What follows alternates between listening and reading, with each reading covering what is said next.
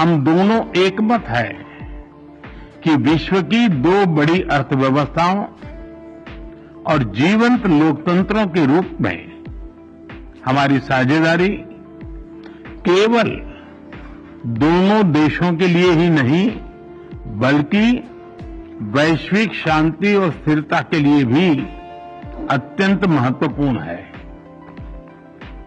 Strong democracies are natural partners in shaping a better world.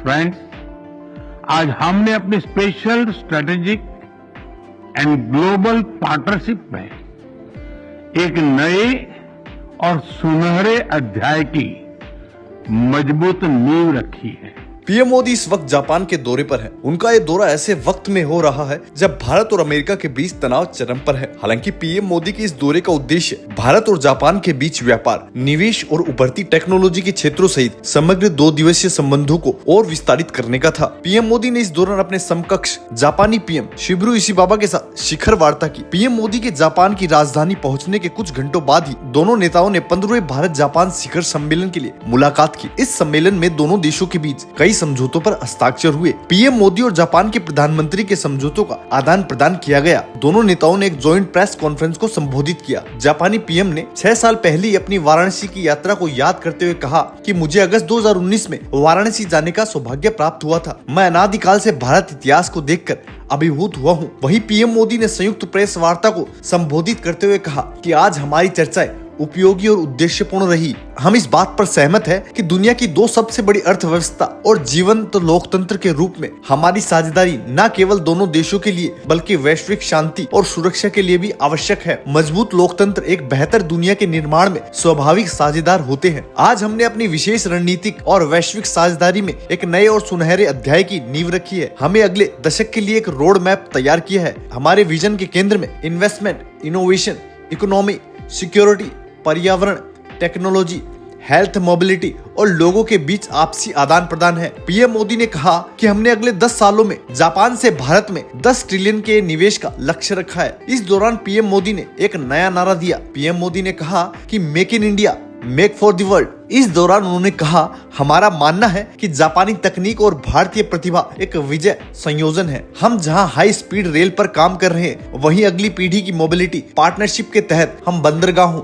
विमानन और जहाज निर्माण जैसे क्षेत्रों में काफी तेजी से प्रगति करेंगे। चंद्रयान 5 मिशन में सहयोग के लिए हम इसरो और जापान एरोस्पेस एक्सप्लोरेशन एजेंसी जासा के बीच हुए समझौते का स्वागत करते हैं। उन्होंने कहा, हमारा सक्रिय सहयोग पृथ्वी की सीमाओं को पार करेगा और अंतरिक्ष में मानवता की प्रगति का प्रतीक बनेगा। हमने अगले दशक के लिए एक रोड मैप बनाया है। हमारे विजन के केंद्र में investment, innovation, economic security, environment, technology, health, mobility, people to people exchanges and state prefecture partnership, ये प्रमुख बातें हैं। हमने अगले 10 वर्षों में जापान से भारत में 10 ट्रिलियन येन निवेश का लक्ष्य निर्धारित किया है। भारत और जापान के स्मॉल एंड मीडियम एंटरप्राइजेस और स्टार्टअप्स को जोड़ने पर विशेष बल दिया जाएगा। भारत और जापान बिजनेस फोरम में भी मैंने जापानी कंपनियों को कहा, make in India, make for the world. Friends, हमारा ज्वाइंट क्रेडिट मैकेनिज्म ऊर्जा के लिए एक बड़ी जीत है। It shows that our green partnership is as strong as our economic partnership. इसी दिशा में हम सस्टेनेबल फ्यूल्स इनिशिएटिव्स और बैटरी सप्लाई चेन पार्टनरशिप भी शुरू कर रहे हैं।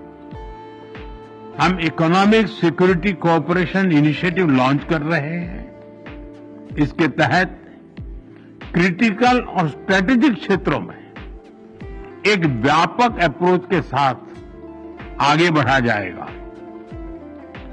हाई टेक्नोलॉजी के क्षेत्र में सहयोग हम दोनों की प्राथमिकता है। इस संदर्भ में डिजिटल पार्टनरशिप 2.0 और एआई कोऑपरेशन इनिशिएटिव लिया जा रहा है। सेमीकंडक्टर्स और रेयर अर्थ मिनरल्स हमारे एजेंडे में सबसे ऊपर रहेंगे। फ्रेंड्स, हम मानते हैं कि जापानी technology and Indian talent are a winning combination. जहां हम हाई स्पीड रेल पर काम कर रहे हैं, वहीं नेक्स्ट जनरेशन मोबिलिटी पार्टनरशिप के अंतर्गत पोर्ट्स, एविएशन और शिप बिल्डिंग जैसे क्षेत्रों में भी तेजी से प्रगति करेंगे।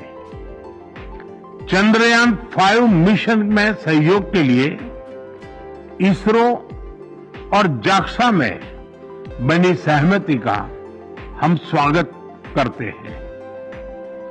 हमारी सक्रिय भागीदारी पृथ्वी की सीमाओं को पार कर अंतरिक्ष में भी मानवता की प्रगति का प्रतीक बनेगी। फ्रेंड्स, ह्यूमन रिसोर्स एक्सचेंज इसके एक्शन प्लान के तहत अगले 5 वर्षों में अलग अलग क्षेत्रों में दोनों तरफ से 5 लाख लोगों के आदान प्रदान को प्रोत्साहन दिया जाएगा।